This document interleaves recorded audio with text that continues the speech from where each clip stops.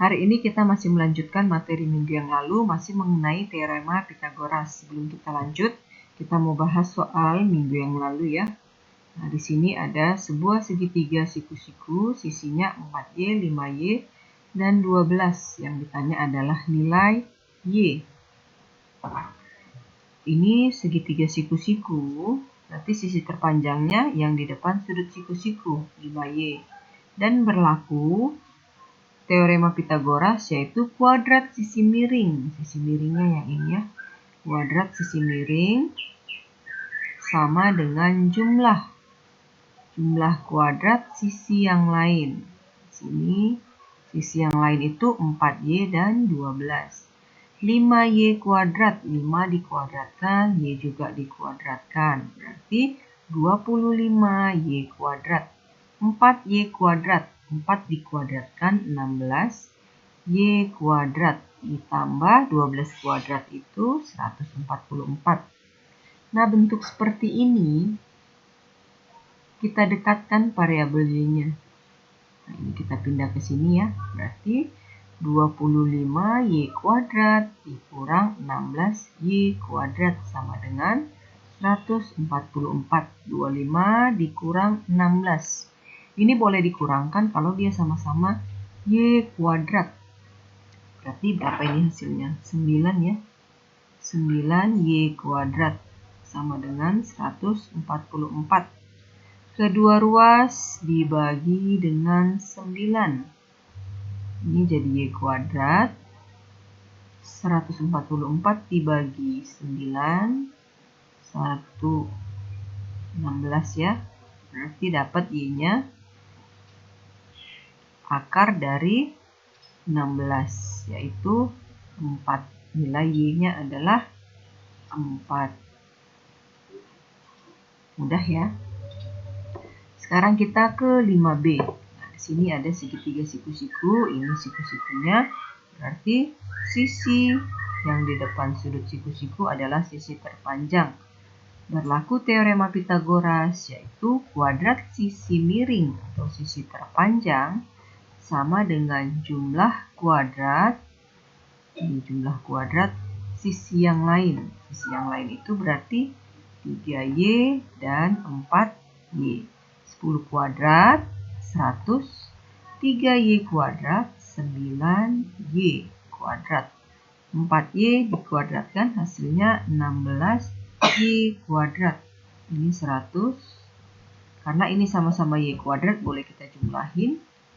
9 tambah 16 itu 25Y kuadrat. Nah, kita sederhanakan, sama-sama dibagi 25.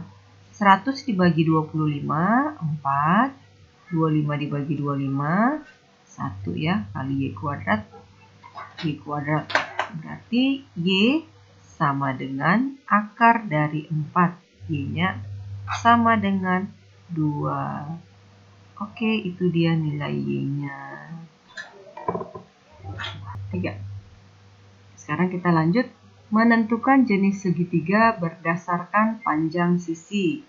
Nah, ini kalau dia segitiga siku-siku,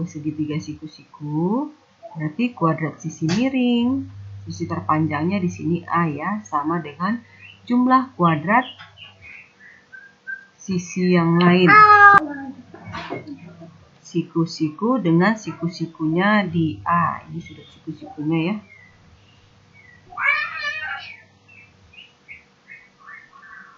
Nah, jika A kuadrat lebih besar dari B kuadrat ditambah C kuadrat, maka segitiga ABC-nya itu adalah segitiga tumpul.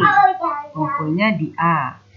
Nah, jika A kuadrat kurang dari jumlah B kuadrat ditambah C kuadrat, maka itu adalah segitiga lancip.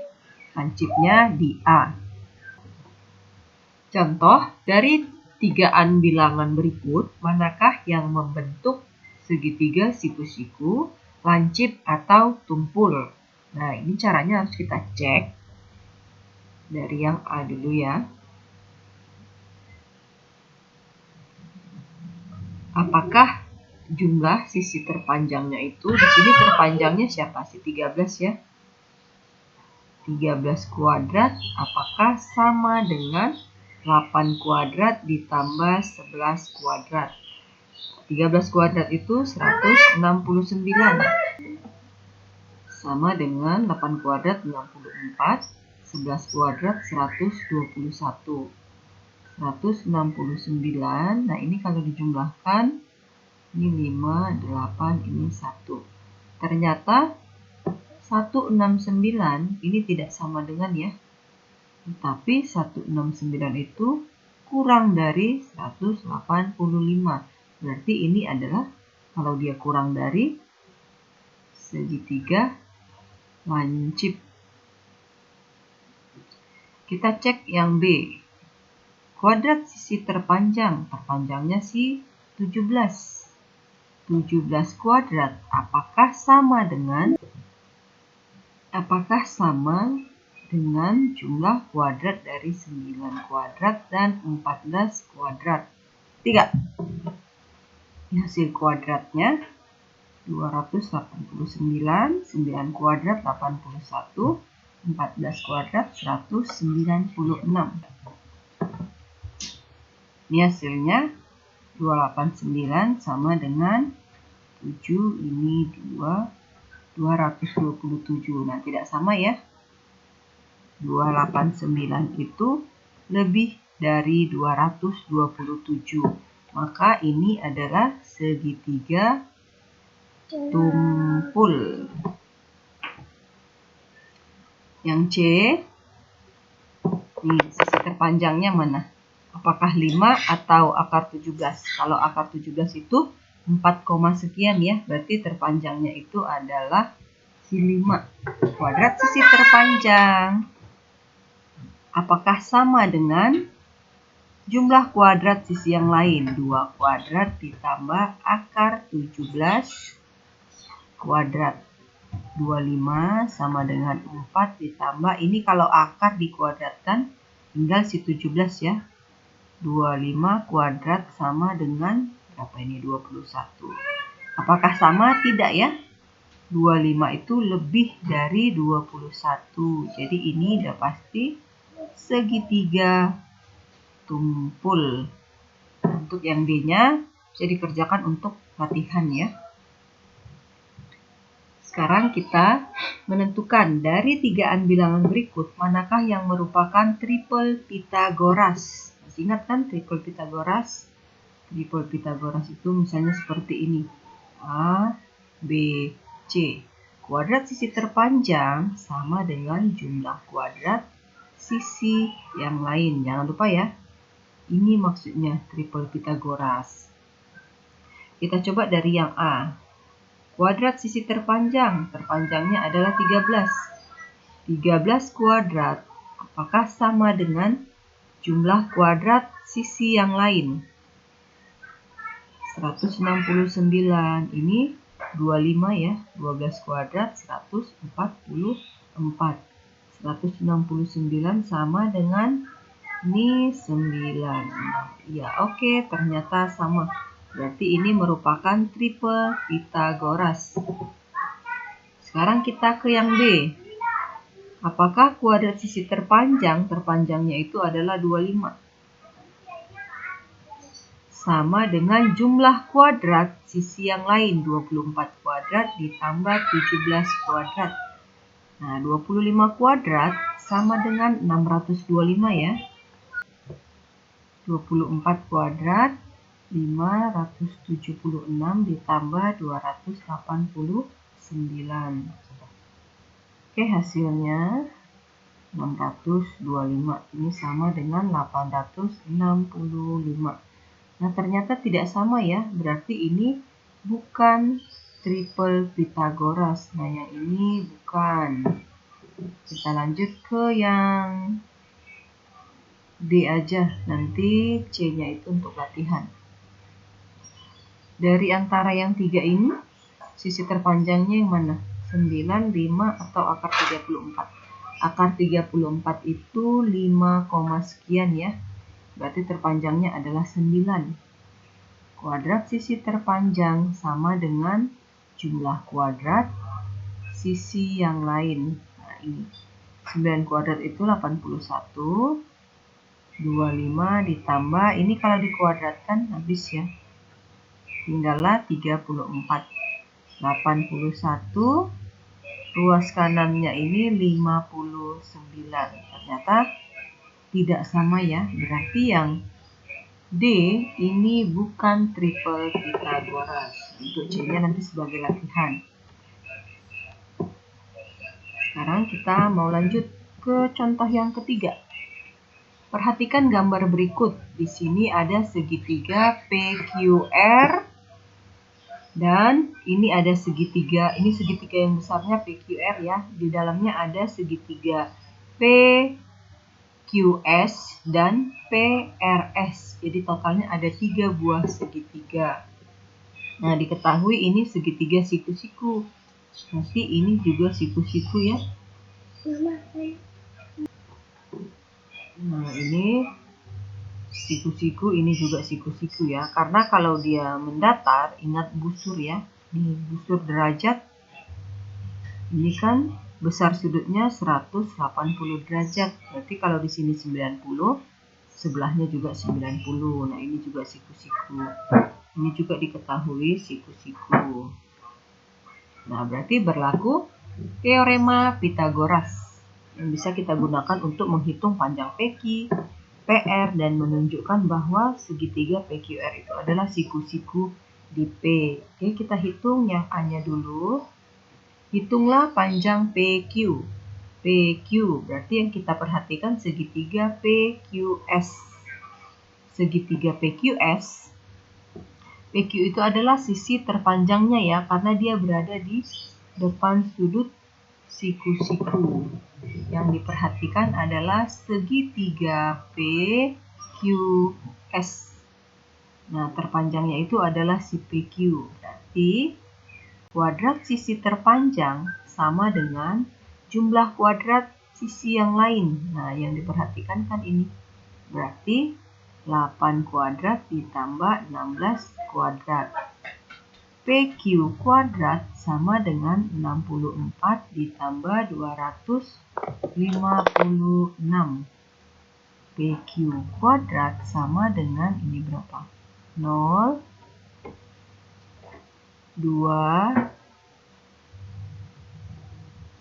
320 ya PQ kuadratnya.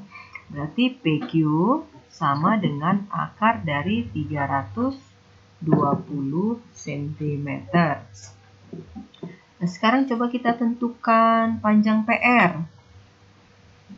Panjang PR berarti yang diperhatikan adalah segitiga PRS.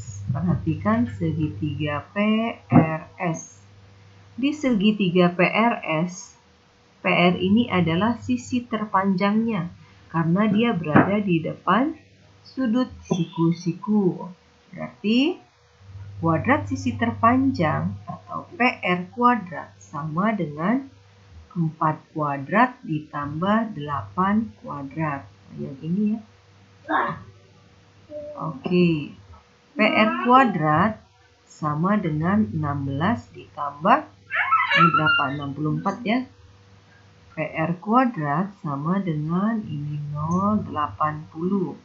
PR akar dari 80. Nah, sekarang yang C. Tunjukkan bahwa segitiga PQR siku-siku di P. Berarti PQR yang kita perhatikan adalah segitiga yang besar ya. PQR. Kita hapus dulu.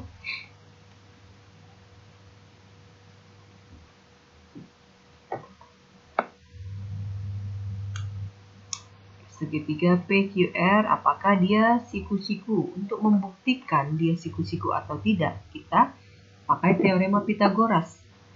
Ini tadi udah ketemu akar 80 cm. Yang bawah ini akar 320 cm. Sedangkan sisi terpanjangnya ini berapa ini? 4 ditambah 16, 20 cm.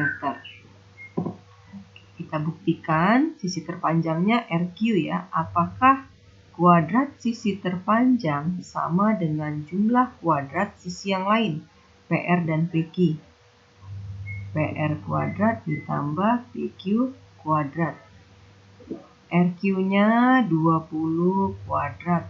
Ini akar 80. PQ-nya akar 320. Ini 400. Ini habis ya, kuadrat sama akar 80 ditambah 320. Ini 400. Oke, ini sama ya. Berarti terbukti bahwa kuadrat sisi terpanjang sama dengan jumlah kuadrat sisi yang lain. Berarti ini benar siku-siku. Kita lanjut ke penggunaan teorema Pythagoras pada bangun datar dan bangun ruang. Nah, siapa yang tahu ini bangun apa? Ini persegi ya. Kalau persegi ditandai dengan ini panjang keempat sisinya sama. Luasnya sisi kali sisi, sedangkan kelilingnya 4 kali sisi. Nah, bangun berikutnya ini ada yang tahu? Ini adalah persegi panjang. Ini udah pernah dipelajari ya waktu SD. Luas panjang kali lebar, sedangkan kelilingnya 2 kali panjang tambah lebar. Oke, bangun yang ketiga ini adalah segitiga. Segitiga luasnya itu setengah alas kali tinggi, sedangkan kelilingnya adalah jumlah sisinya. Ini ditambahkan semuanya, ketiga sisinya ini, itulah kelilingnya. Nanti kalian cari apa rumus luas dan keliling dari ketupat. Maksudnya bangun datar ketupat ya, trapesium, layang-layang, dan jajar genjang. Tentu cari luas dan kelilingnya. Nah, contoh. Panjang hipotenusa sebuah segitiga siku-siku sama kaki adalah 32 dan panjang kaki-kakinya adalah X cm. Nah, ini panjangnya 3.